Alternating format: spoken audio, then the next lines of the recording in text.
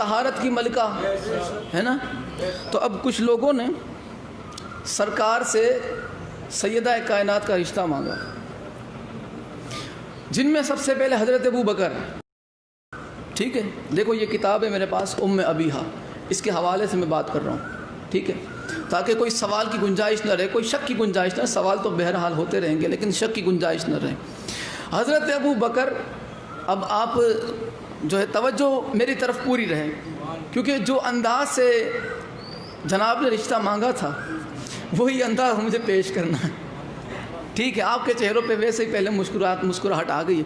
حضرت ابو بکر جو ہے انہوں نے خیال کیا کہ کیوں نہ میں سرکار سے فاطمہ زہرا کا رشتہ مانگوں.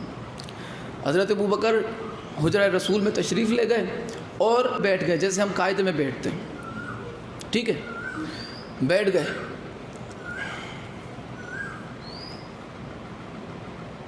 توجہ، ایسے بیٹھے. سرکار نے فرمایا کیا بات ہے، کیا کام ہے؟ تو وہ کہنے لگے کہ یا رسول اللہ، آپ کو پتہ ہے کہ میں نے اسلام کے لیے کیا کیا کیا ہے. میں نے اسلام کے لیے پیسہ دیا، میں نے اسلام کے لیے قربانی دی، میں نے یہ خرچ کیا، میں نے وہ دیا، میں نے یہ دیا، میں جو ہے ہجرت کر کے آپ کے ساتھ آیا. سرکار نے فرمایا ٹھیک ہے، برابر، چاہتے کیا ہو؟ حضرت ابو بکر نے کہا کہ یا رسول اللہ، آپ کی بیٹی فاطمہ زہرا کا رشتہ مجھ سے کر دیں. سرکار نے توجہ نہ دی، سرکار نے بالکل بھی دھیان نہ دیا. سب سے پہلے انہوں نے اپنی خدمات گنوائی، میں نے یہ کیا، میں نے وہ کیا، میں اسلام میں سبقت لایا. سرکار نے کوئی توجہ نہ دی. حضرت ابو بکر باہر نکلے، دوڑتے، چیختے، چلاتے، اوئے ماڑی، اوئے باپلیا. جو بالکل سادہ زبان میں ہے میں وہی بتاؤں گا، وہی ماڑی، وہی باپلیا. حضرت نکلے چیختے چلاتے. تو اب ان کی قسمت بھی دیکھو کہ انہیں ملے حضرت عمر. قسمت ان کی حضرت عمر ملے انہیں. حضرت عمر راستے میں ملے، انہوں نے کندھے پہ ہاتھ رکھا کہ میاں کیا ہوا؟ انہوں نے کہا میں برباد ہو گیا. یہ لفظ موجود ہے، میں ہلاک ہو گیا، میرا ستیہ ناس ہو گیا، میں برباد ہو گیا، میں ہلاک ہو گیا. تو حضرت عمر نے بولا کہ بیٹا تو شانتی رکھ، تھوڑا ہولا ہو جا، سانس لے، ٹھنڈا. اس کو بٹھایا، کندھے پہ ہاتھ رکھا، بھی دھیرے سے پوچھا کہ ہوا کیا؟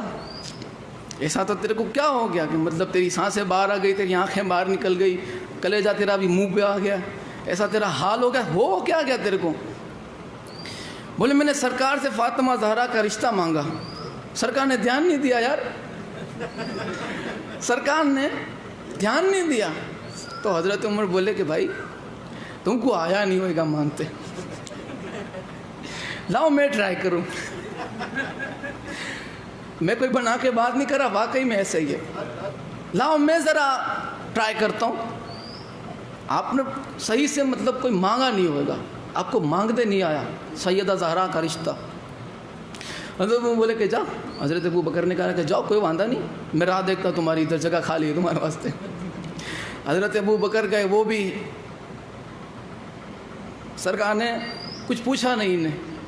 تو یہ خود سامنے سے بول پڑے کہ یا رسول اللہ، آپ کو پتہ ہے کہ میں نے اتنی خدمات کی دین کے اندر، میں نے یہ کیا، میں نے وہ کیا، میں اسلام میں سبقت لایا. 7 سال بعد اسلام لانے والا کہتا ہے میں اسلام میں سبقت لایا. سرکار نے دھیان نہیں دیا. آپ نے فرمایا کہ بھائی برابر ہے، ٹھیک ٹھاک ہے، بات کیا ہے، کیا مطلب ہے اس کا؟ تو انہوں نے کہا کہ فاطمہ زہرا کا رشتہ. سرکار نے دھیان نہیں دیا. ابھی چیختے چلاتے باہر نکلے، میں بھی برباد ہو گیا، میرا بھی ستیہ ناس ہو گیا. حضرت ابو بکر نے بولا بیٹھ جا، ادھر تشریف رکھو.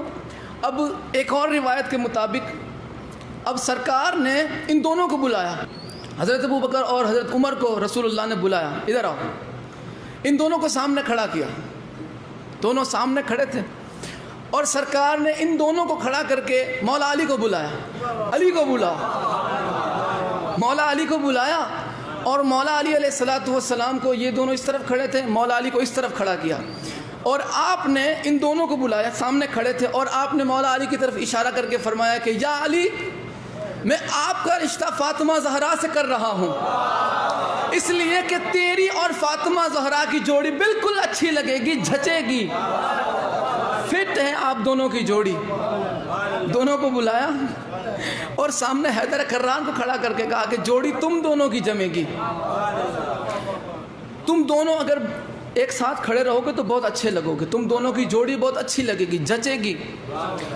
آپ ذرا اس پہ غور کریں کہ جنہیں رسول خدا فاطمہ زہرا کے قریب کھڑا رہنا برداشت نہیں کر سکتے، ان لوگوں کو اپنے ممبر پہ، اپنی مسند پہ کیسے برداشت کر سکتے ہیں؟ جنہیں فاطمہ زہرا کے قابل نہیں سمجھتے۔ فاطمہ زہرا کے قابل وہی ہو سکتا ہے جس کی طہارت فاطمہ زہرا کی سی طہارت ہو، جس کا مقام فاطمہ زہرا کا سے مقام ہو۔ اب ایک اور ترک کیا ہے کہ سرکار نے منع فرما دی، تم میں سے کسی کے ساتھ بھی فاطمہ زہرا کا رشتہ ہو ہی نہیں سکتا، یہ اللہ کے ذمے ہے، یہ میں نے اللہ پہ چھوڑا۔ اب ہوا ایسا کہ جبرائیل نازل ہوئے کہ یا رسول اللہ، اللہ یہ فرماتا ہے کہ کل ایک ستارہ نازل ہوگا، جس گھر پہ وہ ستارہ اترے گا اس کا رشتہ فاطمہ زہرا سے ہو جائے گا۔ وَالنَّجْمِ إِذَا هَوَىٰ، اللہ فرماتا ہے کہ مجھے قسم ہے اس اترتے ہوئے ستارے کی، اترتے ہوئے ستارے کی۔ یہ قرآن کی آیت ہے اور اللہ نے قسم یاد فرمایا، مجھے قسم ہے اس اترتے ہوئے ستارے کی۔ وَالنَّجْمِ إِذَا هَوَىٰ، وہ ستارہ آیا اور اس نے پھر کیا کیا، سارے ہی رات کو اپنی چھتوں پر ستارہ آیا، ایک جناب تو بالکل ادھر اوپر چھت میں کہا میرے گھر پہ ستارہ اترا، میرے گھر پہ، وہ ستارہ آگے چلا گیا۔ اب اس نے کیا کیا، یہ ستارہ ہر ایک کے گھر پہ رکتا تھوڑا تھوڑا، بات تھی اترنے کی، رکنے کی نہیں، اترنے کی بات تھی، تھوڑا تھوڑا رکتا آگے چلا جاتا، تھوڑا تھوڑا رکتا۔ اب جو ہی حیدر کرار کے محل کے قریب پہنچا، اوپر نہیں آیا سیدھا، اس گھر کا پہلے طواف کیا،